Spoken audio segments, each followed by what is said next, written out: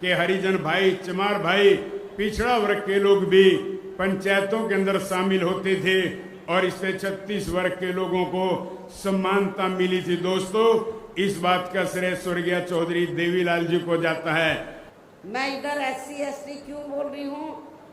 Schedule caste और schedule tribes, क्योंकि संविधान में जो दलित वर्ग के लोग हैं, तो संविधान में दलितों के लिए तो हरिजन लफ्ज का इस्तेमाल नहीं किया गया है, बल्कि अनुसूचित जाति व जनजाति लफ्ज का इस्तेमाल किया गया। मैं चाहूंगी इन लोगों के जो पूर्व स्टेट अध्यक्ष हैं, तो मेरे ख्याल वो भारतीय संविधान को जरूर स्टडी करें, पढ़ें और ये देखें कि अनुसूचित दलितों के लिए क्या लफ्ज इस्तेमाल किया गया है। तो मुझे क्या लगता है, ये बाबा साहब के बारे में इनको जानकारी है, लेकिन ये भी जानकारी लेनी चाहिए कि SC ST के लिए क्या लफ्ज इस्तेमाल किया गया है।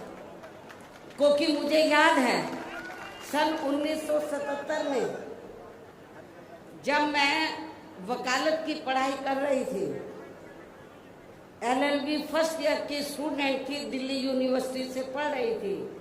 1977 में जनता पार्टी की सरकार बनी और इन्होंने वोट क्या क्या के लिया था कि हम स्वर्गीय श्री बाबू जगजीवन राम जी को देश का प्रधानमंत्री बनाएंगे, जिसको कांग्रेस ने नहीं बनाया।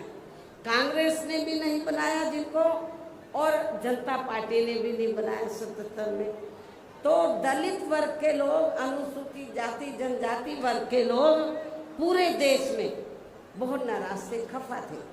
तो उस समय उन्होंने दिल्ली में एक 3 दिन का जाति तोड़ो सम्मेलन रखा और उसमें ऑल इंडिया की तरफ से, तो यूथ की तरफ से, नौजवानों की तरफ से मुझे उन्होंने इनवाइट किया बोलने के लिए।